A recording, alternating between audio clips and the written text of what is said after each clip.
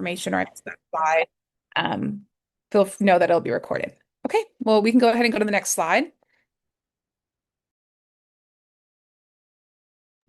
Okay, so this is kind of repetitive, but just an overview of what we're going to be talking about today is obviously the work and activities section. We're going to talk about like what you should include or what you can include, how to or how to categorize those experiences. I know sometimes, at least whenever I was filling out this application, there were some questions there. So hopefully we can make that super clear. We're going to talk about like writing strong descriptions. We're also going to talk about the most meaningful experience and what that means and what that looks like. We'll have some examples as well. And then just some mistakes to avoid, and then the core competencies, which I'm sure you all have heard about, but we're going to go over those again. So we can go to the next slide. Perfect. And so just an overview of like the activity section. Um, so when you're going through the AMCAS like application, there's going to be multiple sections in the application, one where you put in your coursework, right?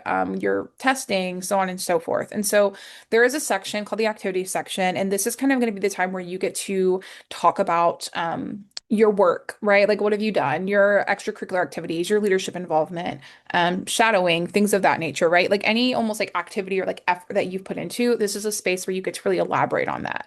Again, it's very similar. Like you might think it is a resume, but it's actually not. Think of it as a resume. It's more of like a narrative, explaining your readiness for medicine. And so, yes, like a lot of times you will elaborate on the things that are going to be on your resume. So it's just a space, whereas a resume is kind of more like, I did XYZ, very concise. This is a space to really be able to elaborate on the things that you did, and explain how those things helped impact your readiness to start medical school. And so it's part of the primary application. You're allowed to submit up to 15 experiences. Each experience is going to have like a category, which Mary Elizabeth mentioned, and we'll kind of go into that later on. It'll ask for like the organization, the dates, the total hours, the contact information for those people or for the organization that you worked with, and then a 700 character description. It is 700 characters, so make sure you definitely think about that comparative to like words. It definitely goes very fast, and so just something to be conscientious of. I think most of the application is by character, so that is something you kind of have to get used to thinking about when writing, because a lot of I feel like undergraduate work is based on words, and so you'll be surprised how fast 700 characters goes. And then within those 15 experiences, you get to put three of the experiences as your quote unquote most meaningful experiences.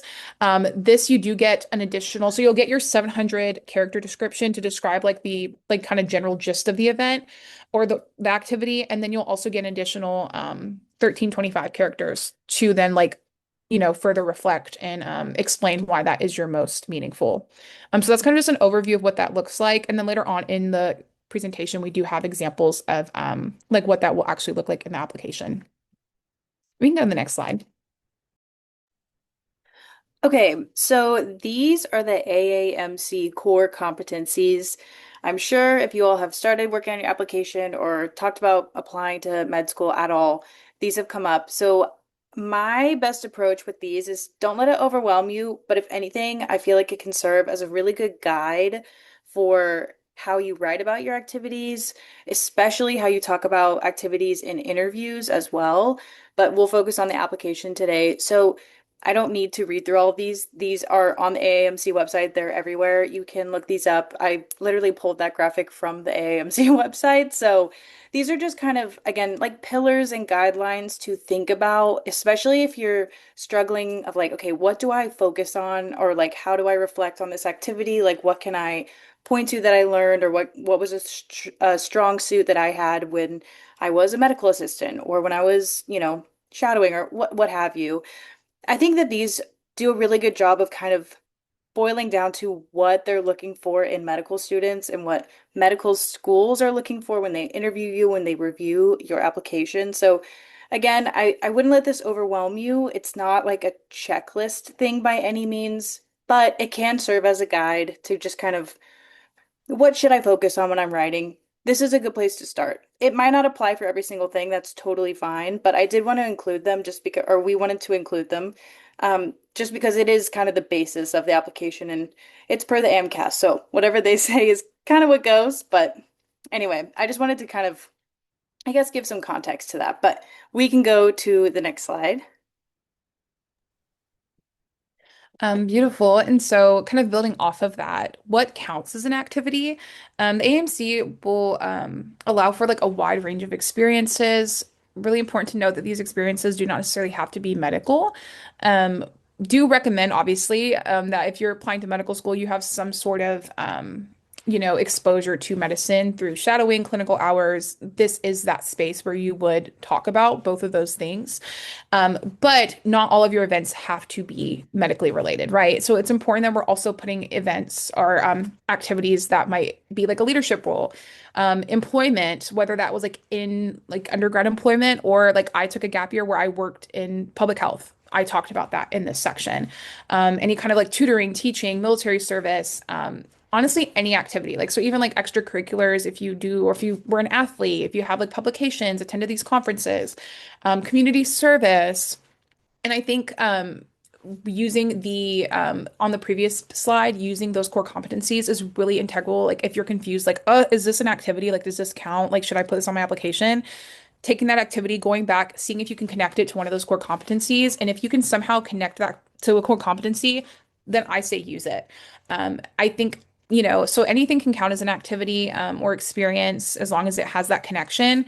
And so we'll talk again more about like how to get into that. I do think a good rule of thumb, again, like you don't have to necessarily knock all of those competencies on your list. Like that can be really exhausting or intimidating. But I do think, something that I was given the advice of when like I initially was doing my activities, like it was really easy to find 15 activities, as I'm sure a lot of pre-meds are like very, very busy and involved in a lot of things. But you do want to make sure you have like a very balanced application or as well as you can. And so I kind of used that previous slide of those core competencies to say like, okay, I already have three things that demonstrate my ability to work in a team, but I really don't have anything that demonstrates my ability to communicate, or I really don't have a lot of service hours, right? So kind of using that as a framework, like Mary Elizabeth said, to really guide um, you as you go through this. But yeah, so these are kind of what counts as activity. But we can move on to the next slide. Okay, so kind of piggybacking off what Mackenzie just said, which that was great. I definitely will support doing activities that are not medically based because I took three or four gap years. I honestly don't know. And I like worked at Lululemon for a really long time, and that was a huge part of my application. And so it would have not been right to me to not include it. So if you have something like that, just don't be scared to not inc or to include it. I also had a lot of medical experience. So like Mackenzie said, it's a balance. Hopefully this slide will kind of help you to like decide if you, especially if you have like an abundance of activities, what is the most important. So if you are going to do something that's like a clinical experience or more medically based, definitely a sustained exposure or a sustained activity is typically, not always, but typically more impactful. There are definitely exceptions to this. If you were a part of a really intensive program for like a week, that's totally fine. Like, definitely take everything with a grain of salt, but sustained exposure is great. Or longitudinal service projects, like, for example, I was a hospice volunteer and I did that for like over a year. I think that was much more impactful to me, but also for my application than maybe random service activities I did in undergrad, just because that was more impactful to me. And I think it also shows, commitment to service, all of that good stuff. Obviously, evidence of teamwork. Medicine is a team sport, so that's huge.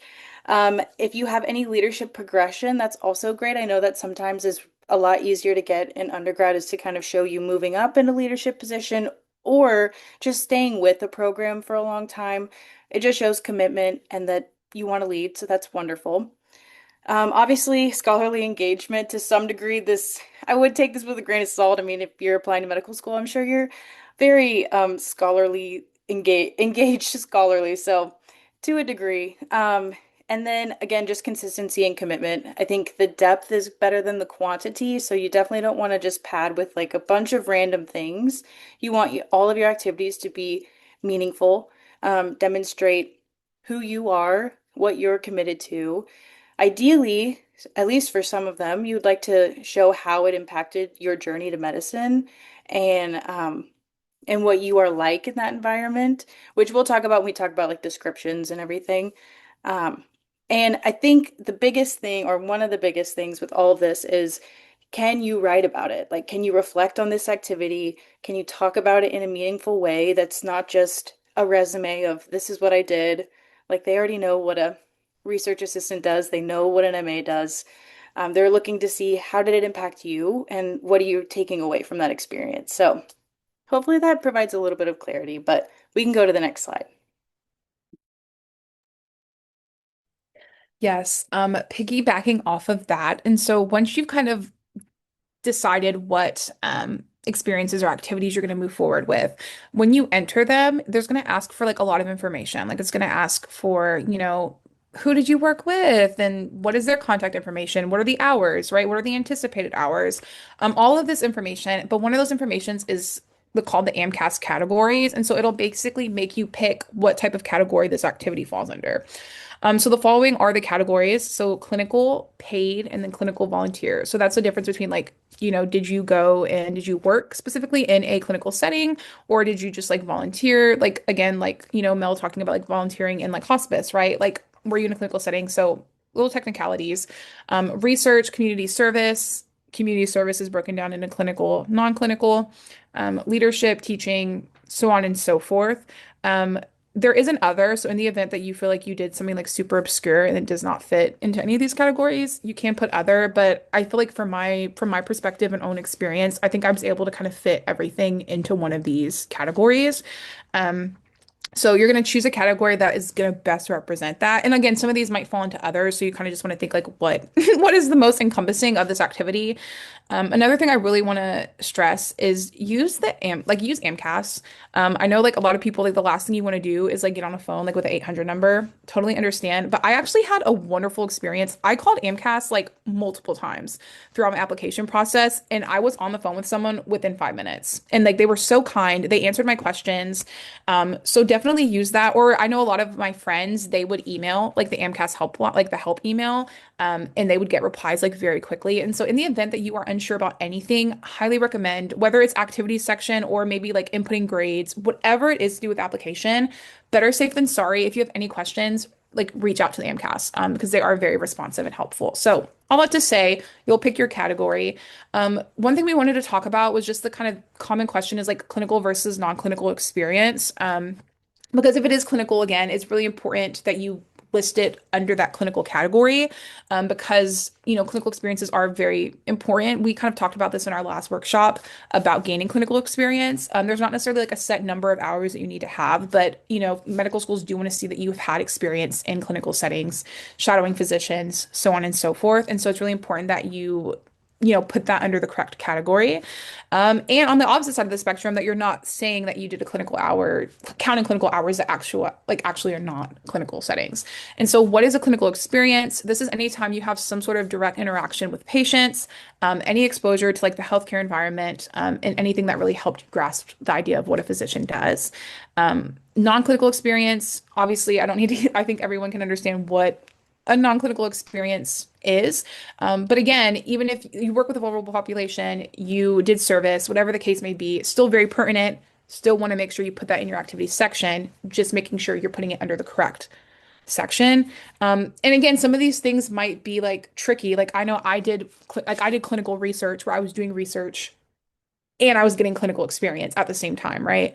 But again, for that one, I put it under research because most, like the best category would have been research. So you kind of have to use just critical thinking. But yeah, so just making sure you're really thinking through how you're categorizing these things and that you're being kind of like meticulous when you're inputting this information because it can be a lot and it can be very easy to make mistakes. And so just taking it step by step. But again, I keep saying we have examples. I think looking at an example is the best way to really visualize in your mind what this looks like and what they're asking of you. We can go ahead and go to the next slide. Okay, so now we're at an example. This is from my application, so please be nice. But it worked, so oh well. Okay, so a few kind of rules to write your description. So one is talk about the context within reason. You are going to fill out, as you can see, like I just screenshotted this from my MCAS, but they will have you put in like the doctor's name or the, whoever runs whatever you're a part of name and the organization name and all their contact information. So there will be context to your activity. You also have to like name it. So like for this one, I was a clinical research assistant, so that's already there. But just something to think about. You can also kind of discuss your roles, your responsibilities. And again, the bigger things is what was the impact and what was the growth. So I'm just going to read this and then we can kind of talk about each section. But I feel like it does a pretty good job of hitting all these points. But okay, again, knowing that the context is at the top of like I was a research assistant. So I said, the opportunity to be hands-on from conception to implementation allowed for a deeper understanding of how impactful intentional research can be on those around me. Research on pain management after fibroid embolization was ripe with possibilities, and I worked for a physician looking to raise the standard. I learned each patient's struggle with daily pain and saw how effective the surgery and post-operative pain management plan was for them. This role allowed me to practice effective listening skills so I could accurately understand and relay pertinent information to Dr. Slonim. With ample practice, I could complete my role as a research assistant while also prioritizing patient experience. So that was like right around the max. So it's really not that much to write. Like it's really short. Something I did like about this description is I didn't talk about like what research assistants do really at all. Like I didn't explain anything. The reason why I did that is because med schools know what that is. I don't need to waste characters explaining my role as a research assistant. Instead, I feel like I did a better job of focusing on what was unique to my experience and how my research assistant position was, I thought it was pretty unique. I was a part of the beginning and like planning stages of this research project with a doctor, and that was a really cool experience for me because I had never done it before. And so it was really impactful because I could see how research can affect patients very quickly, and can be super meaningful in their care. And I feel like before this experience, I kind of thought of research as like this very long, drawn out thing that took forever to, have any kind of impact.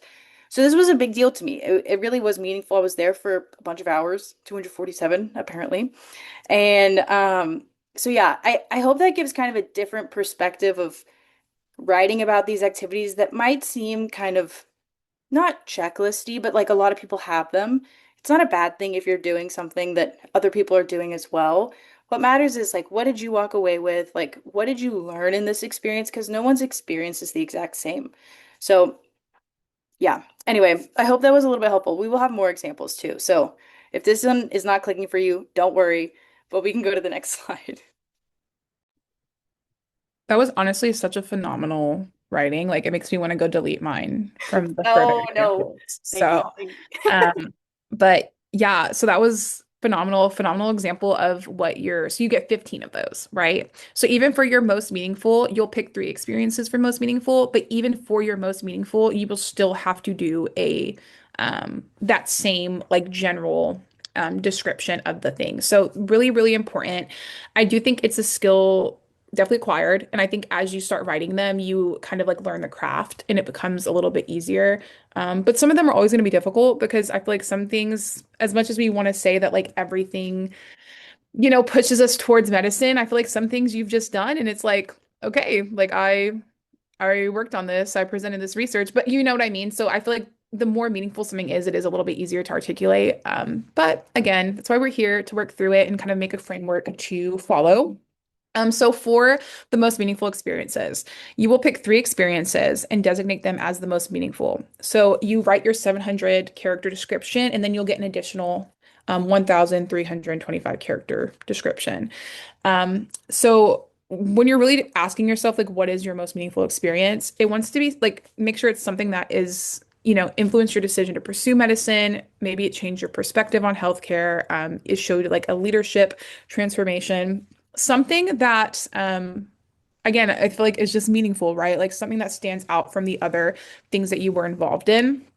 Um, so you really want to like take the same approach as the previous one where you're really wanting to, Well, very different because you'll already have that approach on the top, right? So you're gonna do the same where you're kind of elaborating on like what you did and like why it was important. But this is really where you want to kind of get into the more narrative format of really explaining like why this was most meaningful. Like how did this challenge you? How did this change you? How did this influence your decision to pursue medicine? What skills did you develop, right? So like this is where you really want to make the most of your words. Um, and again, if it is your most truly your most meaningful experience, it shouldn't be too hard to articulate it. If anything, I think it's the opposite. I really struggled with making my writing concise. Like I was trying to say too much and I had to go back and really like cut down to fit within those character limits. But for an example, I will go ahead and let Mary Elizabeth also talk to you about her meaningful experience, because it is hers and she wrote it, and so she can kind of give you insight into how she, the approach that she took in articulating her experience in her application. Okay, perfect. This is so funny sharing with people because I never shared it with anyone. Okay, this is so fun. Okay, so one of my most meaningful experiences, I already talked about it, was being a hospice volunteer. This was like huge for me. I like genuinely loved it. I cannot recommend it enough. Genuinely the best experience ever. So we'll start with the 700 and then we'll move into like the meaningful description. Okay, so working as a hospice volunteer is one of the most important things I do. It allows me to care for people who are often forgotten and create a semblance of normalcy for them. Along with the patient, I care for their families who are emotionally and physically exhausted. I've learned how important every piece of the hospice team is, and I'm honored to play a part. Volunteering also helps me maintain a balanced perspective and do something good outside of myself. My time in hospice has revealed my passion for the elderly population and desire to improve end-of-life care. Eventually, I want to be involved in research focused on revolutionizing how we treat common geriatric ailments. Excuse me. Okay, so pretty basic. I didn't really explain too much, I don't feel like. I just talked about the parts that impacted me of what being a hospice volunteer is. For the most meaningful one, I did go more of like a story route, so I will not read. A screw clattered to the floor, and all three of us looked up with a start. David, the caretaker and husband of the couple, was working on home improvement project he saved until I was there to watch after Olivia, his wife, and our hospice patient.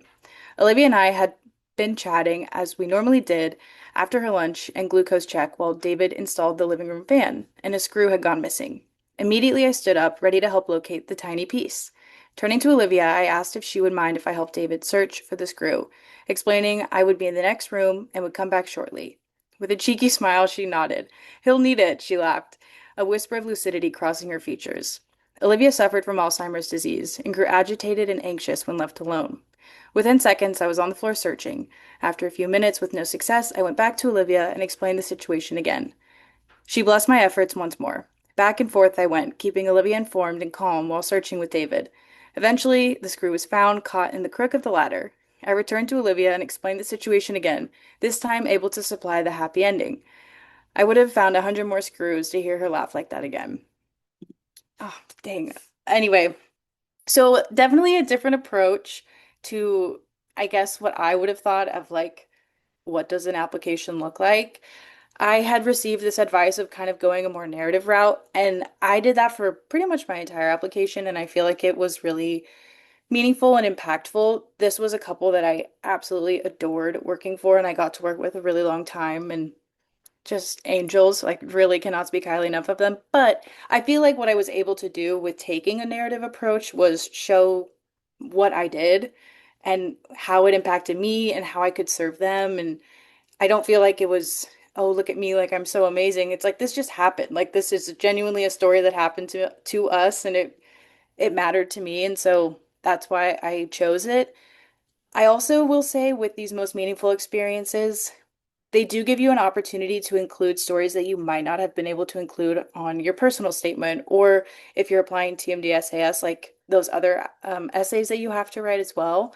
This gives you a good outlet for that. And so, if you don't feel like you can fit everything into a personal statement, I would really recommend considering putting it here in like a most meaningful experience because it just furthers your narrative and shows the med schools a little bit more about what your experience is like and who you are and like what is important to you. So, anyway, I hope that was helpful at all, but we can go to the next slide, I suppose. Okay. Okay, so timeline and planning. We talked about this a little bit in our last our last meeting as well. But Mackenzie said this, and I cannot recommend it enough because I did not do it, and I wish I had. Begin tracking your activities as soon as possible. So ideally freshman year of undergrad, and write reflections just to kind of be able to remind yourself what you were feeling in that moment, what you took away from that experience. Because if you're writing about something from freshman year and you're now a junior or senior or beyond, sometimes it's kind of hard to remember. So that's just helpful for you. It's just a good tip. It also can help you organize contact information, hours, emails, like everything you need to input. It's just super helpful, as I have said right below. And then one more thing, which I think Mackenzie also talked about, was the AMCAS will allow you to do projected future hours. So these are for continuing activities. I think on my hospice one, I actually had this because was obviously continuing my volunteering there. And so it's just something to think about. Like if I wouldn't worry too much about hours in general because everything is kind of just a rough guide. But if something was really meaningful to you and you're continuing to plan, or you are planning to continue it, excuse me, you can also indicate that on the application. So just another kind of facet to think about, but yeah. Okay, we can go to the next one. Perfect. I think these were just some additional examples, which Mary Elizabeth, I don't know if you want to go ahead and like read or talk through any of these, or if we can just have them on here. We wanted to just have them so that way, if following the recording, if you all wanted to go back and read through some other examples, you had that opportunity. Yeah, the only thing that I did, sorry, I feel like I'm talking a lot, No. but just one thing really quick. So for my shadowing, if you have a lot of shadowing, like a Mm, lot of different shadowing, something I did want to mention that you can do is my on the left upper activity is like all of my shadowing experiences, and I did them all in one activity. So I had like one doctor as like the main doctor as my most recent shadowing, but then I just listed everything else out underneath it. I, at that point, had a lot of activities, so I didn't want to do like six different shadowing ones. So that's just something to think about. I also did that for like undergrad volunteer experiences. I had a lot of kind of random volunteering with the sorority that I was involved in. And so I didn't want to waste mhm. like again, six, Yeah. however many it would have been. So it's just something to think about. If you are pressed for activity numbers, you can also kind of combine it into one because sometimes you just need the space. So that was the only thing I would have said there. But yeah, just some examples. Beautiful. I think that's a really great point. And I similarly had to do the same thing with a lot of my like volunteering and stuff like that. So definitely keep that in mind. We can go to the next slide. I put some examples on mine, which I'm not going to read through all of them, but I did want to talk like just quickly like read through my most meaningful experience because I Mary Elizabeth's, hers was so beautiful, truly. I love the narrative style. I approached some of mine also narrative style, but this was an example of one that I kind of didn't. I kind of took a different approach of just explaining. It felt so, I had so many meaningful experiences shadowing this physician that I felt like I just had to talk about all of the good in her instead. And so if you are someone who, I also really struggle with the narrative writing. So if you are someone who feels like you struggle to maybe like articulate yourself in that manner, I just want to give another example of, a way in which you can articulate that this was meaningful to you without having to like take a narrative approach. So this is like the bottom one. I shadowed an OB/GYN bi-weekly for about a year. And so I'll just go ahead and read it. So I've shadowed physicians from a variety of specialties, but my experience shadowing Dr. Ronnie Ferris has been especially meaningful. The bond she cultivates with her patients demonstrates her care and concern for both their medical and personal needs. This intention has proven impactful as I've observed her connection to her patients make the uneasy experience of being at the gynecologist one that is familiar and comfortable. The relationship she develops allows her to diagnose and treat patients holistically, understanding the entire picture in order to provide the best care. The variety of patient interactions I observed allowed me to experience both the joy and woe that can come with the role. From celebrating a patient discovering the gender of her baby to witnessing a patient coping with the news that she may never conceive, I realized a single appointment can impact a person's entire life.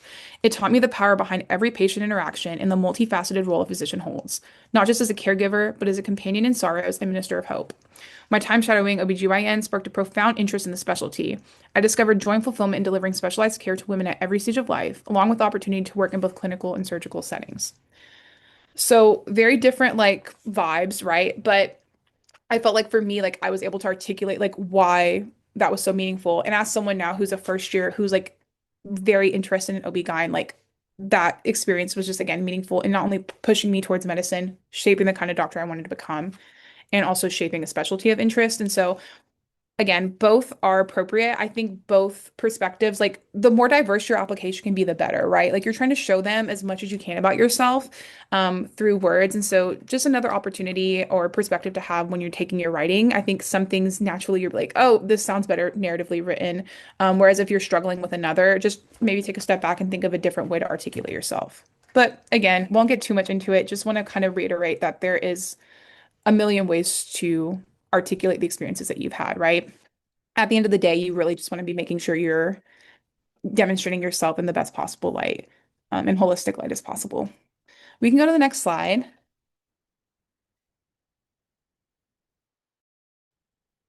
Okay, perfect. Well, that concludes what we had for the presentation. We would love to stay and answer questions. If any of you all have any questions, feel free to hop off mute or just send it in the chat right away.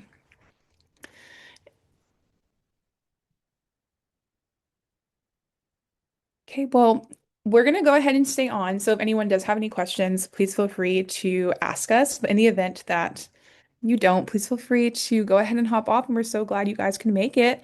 I think we got a question. Let's see. Yeah, so the question is saying, I was wondering if you could elaborate on active voice. Yes. Okay, so active voice, again, grain of salt, but I would say when you're writing your activities descriptions, like you are doing them. I think if anything, I feel like you just want to get away from like the CV resume writing where it's like super passive, you're not really involved in it at all, and just explaining like in took patients, took blood pressure and vitals, like stuff like that. And instead taking it more of like, this is what I experienced. This was my what I walked away with and how it impacted me kind of vibe. Um, but yeah, not like you are allowed to use any type of voice you would like, but I just feel like if you're literally just writing like a job description, it's probably not going to be as impactful as talking about like your personal experience. So, does that make sense? I hope that clears that up. Definitely don't get caught up on active voice. Like it doesn't, it's not English class. You'll be okay. Okay, perfect, perfect. Did either of you study abroad?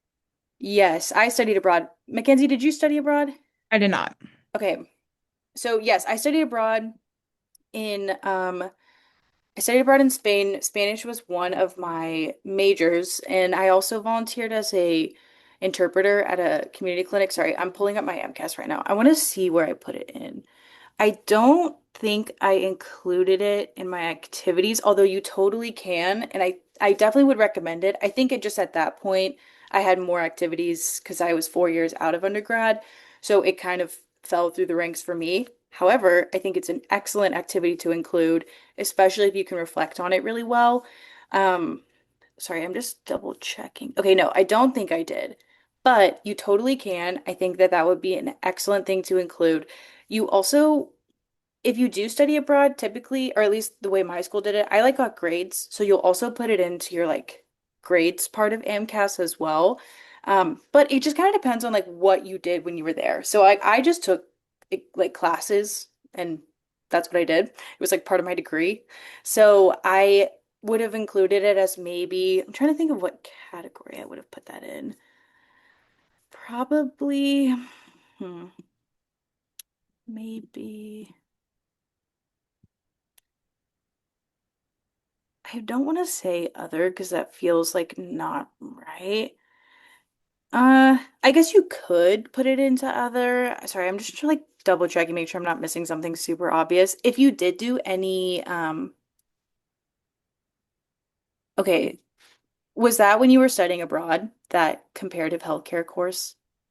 Because if so, like, okay, did you do like any activities with that? Like, did you volunteer or like go see anything or like work with patients at all? Or was it more of like the public health kind of side of things?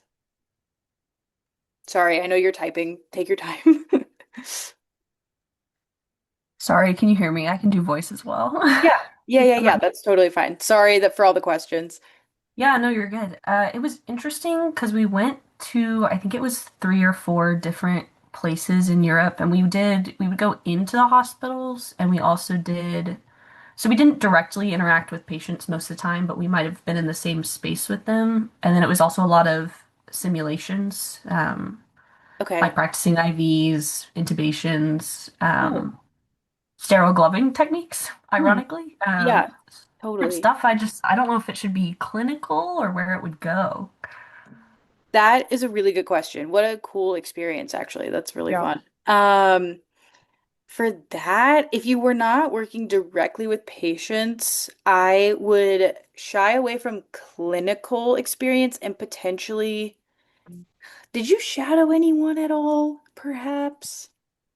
Yeah, I have other, yeah, because we followed, like one of them was at a island medical clinic in Okay. Uh, on an island in the Mediterranean. But so we followed him around, but it's one of those things they only get, there was maybe four patients there the whole time we were there. So we didn't interact with the patients all that much. okay. Dang, that is a really cool activity. I'm That is trying to really cool. see. What would you think, Mackenzie? Like, you could potentially put it Yeah. into shadowing and then do the description. And if like it was really important to you, you could do the most meaningful and like describe further. Yeah. Um, what do you think? Yeah. I was thinking that too. I feel like the problem with that would be that like you would then only put the hours you actually spent shadowing Mm, comparative yeah. to like Mhm. if you were there for 2 weeks and you were doing all these activities. So although I agree with like Mary Elizabeth that like other like in my head I'm like but like I do think if you would want to be able to like in totality talk about an event and like claim all the hours and be able to give like a more broad description of what you did, I do think other sounds to me the most appropriate. Um, Got you. I also think again, I know this is like not this does not sound fun to for me to tell you to call AMCAS or to email AMCAS, but like Yeah. truly, I do think like something's better safe than sorry. Because like anything that like, any little discrepancy or it's not like a oh like you're out, but it does take longer for them to like process your application and for them to get to the schools and that's like so on and so forth. And so I do think they might be able to give you insight that will just help you in the long run ensure that you're like putting that where it needs to be. Because I also like Mary Elizabeth said, like that's such an amazing experience and I want it to be like appreciated in its fullness. And I would hate for you to only put it under like shadowing and they only see like 5 hours, 8 hours, and them not give the credit that that experience is worth. Yeah. I wonder if you could do like medical clinical service Like volunteer. volunteer. I was gonna say that too. Yeah, because there's one that I did like for my hospice volunteering. It's the experience type is called community service slash volunteer medical slash clinical is like the category. So maybe you could fall into Got there. you. I will say Mackenzie's advice is great. If you were like really not sure, I would definitely contact them. But that's really Thank cool. you. Yeah, sorry, that's an oddly specific No, question, no, but no, not at all. I feel like that's every application has something like that. So I'm glad you asked. Yeah, very thank you. pertinent though. I think people love to I feel like cultural competency is one of the harder competencies to demonstrate. And I think study abroad is just like a phenomenal way to exhibit that part of your application. So I definitely recommend finding a way to get it on there. Hmm. For sure. Nice. Did anyone else have any other questions? I have a question. Can you hear me all Yeah. right? Yeah. Yeah. I have so I work as a CNA at a facility for people with developmental and intellectual disabilities, but it's a little bit non-traditional because we're like like in the house that I work in, I have half of my clients who like we do like their ADLs and like take care of them, and then we have the other half who are more independent and they want to live on their own. So it's a lot of like teaching them how to cook, teaching them how to manage their finances, and then like whenever they want to go shopping, I take them shopping and have like help them navigate like social experiences and stuff like that. Like like for example, the other day I took one girl to Walmart and to Chipotle and then helping her like navigate this is when you need to pay, like and so on. So and with my experiences, I'm having a hard time trying to balance like explaining like my role because it's a CNA job, but like I'm not doing as much CNA work with like explaining like my role compared to like how it has impacted me and how like with my job I realize how inaccessible the world can be and how that affects like my patients. So, Yeah. Sorry, go ahead, Mackenzie. no, sorry, I just understand your question. Is your question more like where it fits or like how you're struggling to like articulate like the totality of like what you're doing plus like its impact? Yeah, because Yeah. whenever I like I'm gonna have it be one of my most meaningful Mhm. experiences, but whenever I pre-wrote, I used like a lot of my characters on explaining my role and just kind of like how to navigate that, I guess. Yeah, well, I think, which I'll just quickly say this, and then I'm sure Mary Elizabeth has really good insight. I think just really focusing with your most meaningful experience, like try to get the totality of like your role in that first top part. That way you can use the fullness of your 1,300 characters to go into why it's meaningful. So like you hopefully shouldn't be like re-expressing your role in the second part, right? Like if you can get all of that in the first part, I do think, like I said, like it is a craft, truly. Like it is such a craft to be able to like articulate the fullness of what you did, working for how many, like you're with, I don't know. The experiences are typically like long and trying to put that in a couple of words is very difficult. Um, but you will find like I know for me, like I was doing a lot of small things of like literally searching up like synonyms for this word to try to like find the one with like less characters and like taking out, I know don't use AI guys, but I would use like Grammarly's AI to be like, hey, like are there any like extra like of like words that like are unnecessary? Can we snap them? Like so it does take a lot of just kind of like logistical things. I think that can help. Um, but I'm gonna let Mary Elizabeth maybe give some insight as well. Well, okay.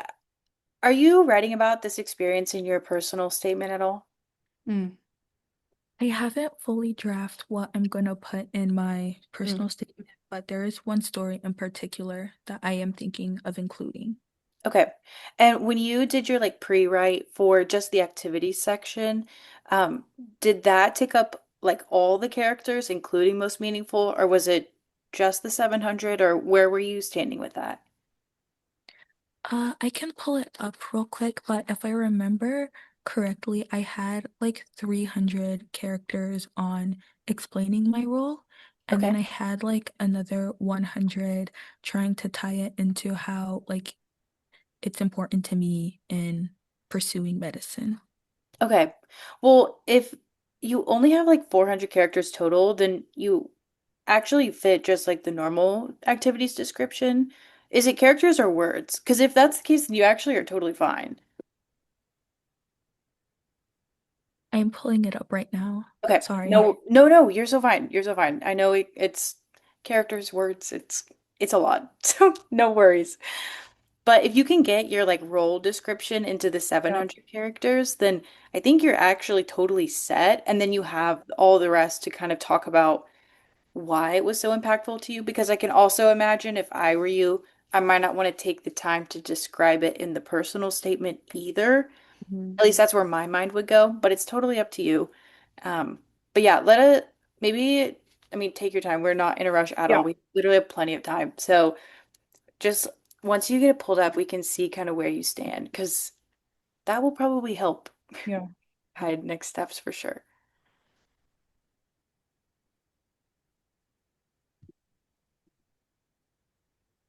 Mackenzie's also right. It takes a long time to get it like down to what you want, and like getting it to the final submission stage takes Yeah. forever. It takes forever. It's such a long process, but it's so worth it and you'll be so happy. But it's a grind. So I'm glad you're working on this now because it takes forever to do. I use so many like like the grammar, like I use so many like commas and like semicolons, like so I would not have to use the word and like because that's three characters. Like you definitely, I think, again, have to get creative and how you like fit everything. But Mhm. I had so many Google Docs, so many Google Docs. yeah, yeah. Truly. I'm at 800 characters, sorry. It was Okay. 500 for explaining. I think I had it mixed up with my other thing, but I Yeah. had 500 explaining and then 100 going into like why it's important to me. Okay. So, did you say you wanted to use this as the most meaningful? Is that right? Yes, Okay, yes. so you're actually in a great spot. Yeah. So there is so much hope. Okay, so you have 700 characters for the activity description, like period, like just the normal one. So you're totally fine. If you only have 500 characters for that, you're good. Yeah. You are good on the activity description. You've explained what you wanted. And then for your most meaningful section, you have 1,325 Yeah. characters. So you actually have way more room to write about like why it was the Yeah. most meaningful experience to you. So you can kind of like let loose. If you only have 100 characters so far, the world is your oyster. Yeah. Um, so you're actually all set. Like I would not worry about that at all. I just would, if anything, encourage you to like talk a little bit more about why it was the most impactful to you since you have so much room to talk about it. And you can kind of expand that to whatever makes sense for you. But I would take advantage of those characters because you don't get a lot. So they do want to see you take advantage of it, but I think you'll be fine. Does that make sense to It you? does, yes. Okay. I think I was like catastrophizing it in my head and then looking at it, it's like, Yeah. okay, I'm not that bad. No, no, you were perfect. That's a great Yeah. place to be for sure. I would not worry about that. Plus, once you start actually putting it into AMCAS, it'll cut you off, so Yeah. you'll know for sure. But no, that is great. I would be very happy if I were you. That sounds like a great place to be. Yes, I could not agree more. Thank you so much. And then I do have like one other question because with my role, I've been working there for like a little, like almost 2 years now. So like my clinical hours that I have like tracked is like 2,000 like 500-ish, but like I'm not working like directly under a physician. Like the only times that I communicate with a physician in my role is whenever I have to take one of the girls to the ER for something, or whenever the psychiatrist, because like the facility has like an agreement with a psychiatrist who comes in every month to like reevaluate meds and everything. So whenever he comes in, so I was thinking about shadowing doctors, but I don't have any connections. And then I'm also trying to study for the MCAT as well, and it's has not been going great, admittedly. So I don't know if like the sheer amount of hours that I have would be like enough to not shadow, especially since I'm also volunteering at a hospital in the ER. And with that one, I have like 250, not 200, sorry, 150 hours. And then it's a lot of like observing in my role as well, because like all I do is like restock the IV carts and clean up the rooms whenever patients are discharged. And then occasionally I'll transport a patient to a room. So like I don't know, because like realistically I can fit like shadowing in, but it would be a lot to I'm already kind of stressed as is. Yeah. Well, I guess I can answer first. Okay, so I feel like there's, if you will, like a perfect roadmap to medicine and what they're looking for. Um, I think everyone tries to tell you, you want a good mix of both, right? You want shadowing, you want clinical hours. I'm someone who only had shadowing and had zero clinical hours, and I made it here. So part of me wants to just tell you, like, I think the amount of clinical hours you have is like insane, right? And so that's phenomenal. Like, good on you. I personally think if your application is, again, this is hard because I don't know the totality of your application, right? Like, I would hope that if you have other things that it's well-rounded enough to where your clinical hours, like, they understand that like you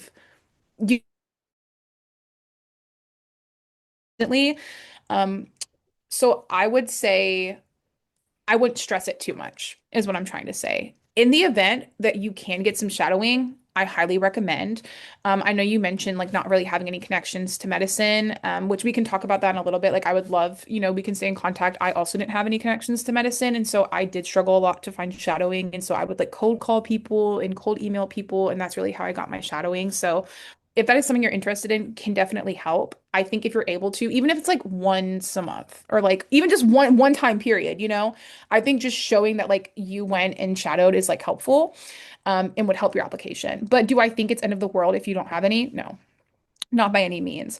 I think shadowing is important, but something that really helped my perspective is that people say like, yes, you want to shadow or be in clinical experiences. That way you're asking like, why do I want to be a doctor? But just another important question is like, well, why don't I want to be a nurse, right? Like, why don't I want to be a physical therapist? Why don't I want to be a CNA, right? Like answering those questions. And so even though you're not constantly like hip to hip with a physician, your experience in your position now is in fact shaping like the reason why you want to be a physician, right? And so also just keep that in perspective. And I think if you can articulate that in your application, that's what they really care about, right? So sorry that was a lot of word vomit. I'll let Mary Elizabeth give her perspective, but I truly don't think I wouldn't stress it. They're also going to see that like you've worked 2,000 hours, right? Because I was similar. Like, yes, I didn't even have a lot of shadowing, but that's because I worked full time. I also worked full time in college. So like they took that into consideration. That it's not like I was like at home just twiddling my thumbs.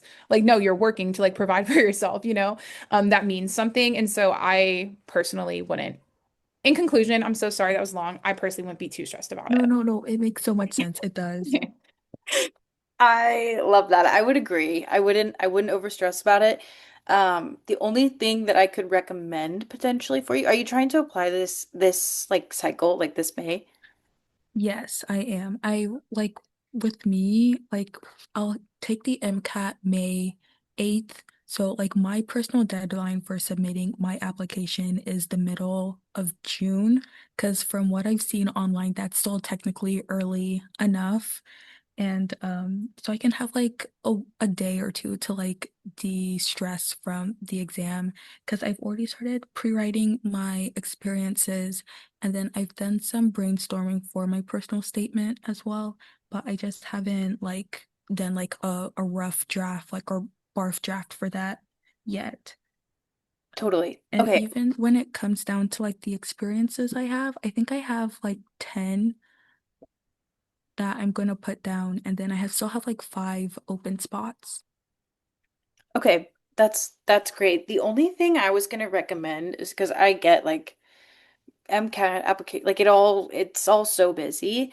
Something you could consider is doing like a projected hours and scheduling shadowing for the future.